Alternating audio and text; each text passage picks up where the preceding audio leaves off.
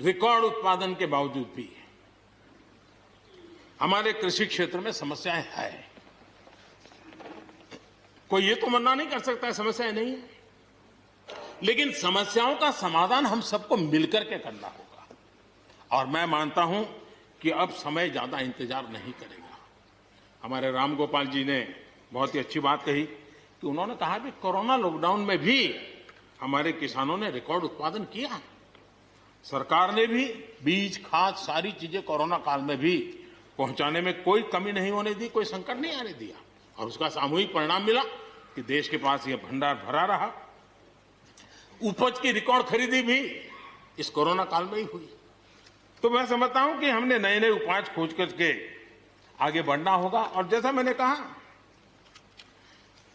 कोई भी हम कई कानून है, हर कानून में 2 साल 5 साल के बाद, कभी 2 महीने 2-3 महीने के बाद सुधार करते ही करते हैं।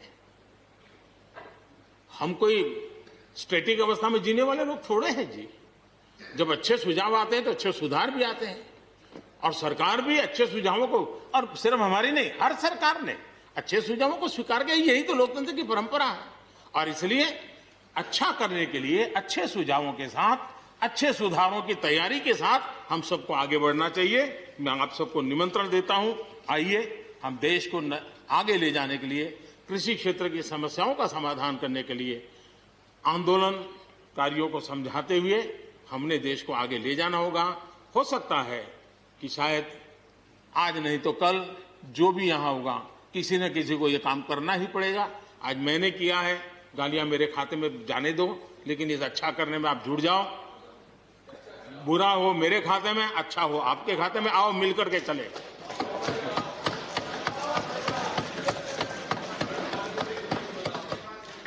और मैं लगातार, हमारे कृषि मंत्री जी लगातार किसानों से बातचीत कर रहे हैं, लगातार मीटिंगें हो रही हैं, और अभी तक कोई तनाव पैदा नहीं हुआ है।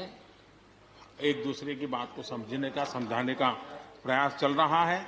और हम लगातार आंदोलन से जुड़े लोगों से प्रार्थना करते हैं कि आप आंदोलन करना आपका हक है, लेकिन इस प्रकार से बुजुर्ग लोग वहां बैठे, ये ठीक नहीं है। आप उनको सबको ले जाइए, आप आंदोलन को खत्म कीजिए। आगे बढ़ने के लिए मिल बैठ करके चर्चा करेंगे, रास्ता खुले है। ये सब हमने कहा है। मैं आज भी इस सदन से माध्यम से भी निमंत्रण देता हूं। आदरणीय सभापति जी, ये बात निश्चित है, हमारी खेती को खुशहाल बनाने के लिए फैसले लेने का ये समय है। इस समय को हमने गंवा नहीं देना चाहिए। हमें आगे बढ़ना चाहिए, देश को पीछे नहीं ले जाना चाहिए।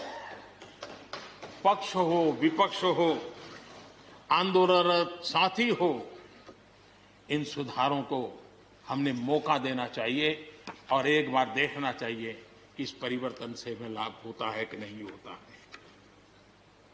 कोई कमी हो तो उसको ठीक करेंगे, और कहीं ढिलाई है तो उसको कसेंगे। ऐसा तो है नहीं कि सब दरवाजे बंद कर दिए बस। और इसलिए मैं कहता हूं, मैं विश्वास दिलाता हूं कि मंडियां अधिक आधुनिक बने, अधिक प्रतिस्पर्धी होगी। इस बार बजट में भी उसके लिए हमने प्रावधान किया है। इतना ही नहीं, एमएसपी है, एमएसपी था, एमएसपी रहेगा। ये सदन की पवित्रता समझे हम। जिन 80 करोड़ से अधिक लोगों को सस्ते में राशन दिया जाता है, वो भी कंटिन्यू रहेगा। इसलिए मेहरबानी करके भ्रम फैलाने के काम में हम न जुड़े, क्योंकि हमको देश ने एक विशिष्ट जिम्मेवारी दी है। किसानों की आय बढ़ाने के जो दूसरे उपाय हैं, उन पर भी हमें बल देने की जरूरत है।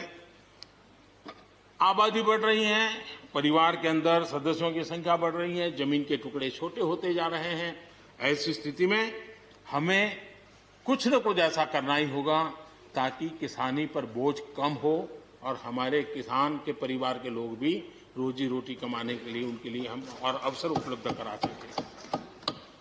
इनकी तकलीफों को दूर करने के लिए हमने काम करना होगा।